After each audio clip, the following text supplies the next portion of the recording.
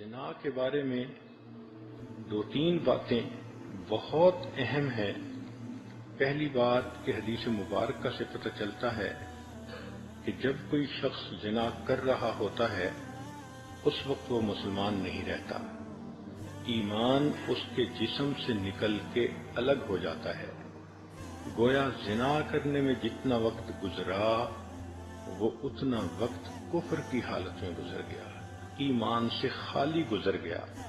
اب ذرا عورتیں سوچیں کہ جب ان کے جسم کو کسی غیر محرم نے ہاتھ لگایا یہ اتنی دیر کفر کی حالت میں رہیں، کہنے کو تو مسلمان بنی پھرتی ہیں لیکن نامہ اعمال میں تو لکھا جائے گا نا کہ اتنا وقت اس نے کفر کی حالت میں گزارا۔ اللہ اکبر، ایسا گناہ کہ ایمان ہی بندے سے الگ ہو جائے، پھر یہ اتنا بڑا گناہ ہے کہ حدیث پاک میں آتا ہے کہ جو انسان زنا کرے حتیٰ کہ بڑھاپے کی عمر کو پہنچ جائے اس پر ساتوں آسمان اور ساتیں زمینیں لعنت برساتی ہیں۔ ایسے بندے کو قیامت کے دن اللہ تعالیٰ آنکھ اٹھا کر نہیں دیکھیں گے۔ تو غیر کو محبت کی نظروں سے دیکھتا تھا، آج میں تیرے چہرے کو محبت کی نظر سے نہیں دیکھوں گا۔ یہ کتنی بڑی محرومی ہے کہ اللہ تعالیٰ اس شخص کے چہرے کو ہی دیکھنا پسند نہ کرے۔ کہ یہ زنا کا گناہ ایمان سے محروم کرتا ہے، زنا کا گناہ انسان کو اللہ کے دفتر میں بت پرستوں کی فہرست میں شامل کرتا ہے۔ یہ جو ہوتا ہے نا کسی کو محبت سے چاہنا، ہر وقت اس کا دھیان رہنا، تو میرا دین ایمان سجنا، تو اللہ تعالیٰ پھر بندے کا نام ایمانداروں کی فہرست سے نکال دیتے ہیں۔ تو کتنی عجیب بات ہے کہ جس عورت کا افیئر 5 سال کسی کے ساتھ رہا وہ 5 سال اللہ کے کاغذوں میں بت پرست بن کر رہی، وہ شرک کرتی رہی، وہ مومنہ نہیں تھی، وہ مشرکہ تھی۔ سوچئے یہ کتنا بڑا گناہ ہے۔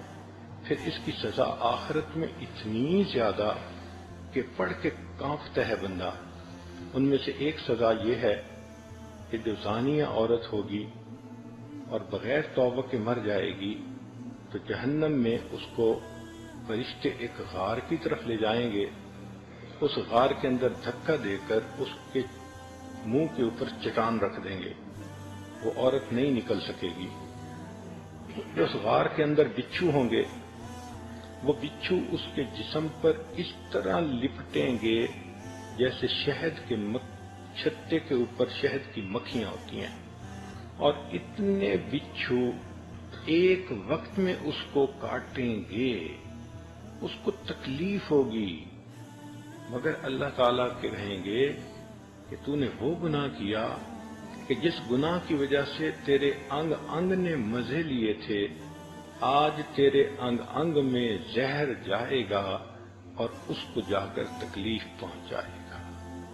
سوچئے اکیلا ہوگا، بچھو کاٹ رہے ہوں گے، آج تو کوئی مکھی کاٹ جائے شہد کی تو درد برداشت نہیں ہوتا، بچھو کاٹیں گے اور اتنے زیادہ بچھو ایک وقت میں کاٹیں گے، جسم کی کیا حالت ہوگی۔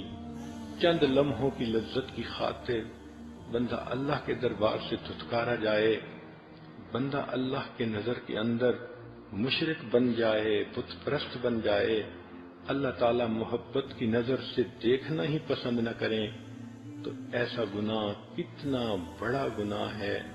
اور پھر اس کی ایک اور دنیا کے اندر جو نحوست ہوتی ہے کہ اس گناہ کی وجہ سے میاں بیوی کے دلوں میں فاصلے آ جاتے ہیں۔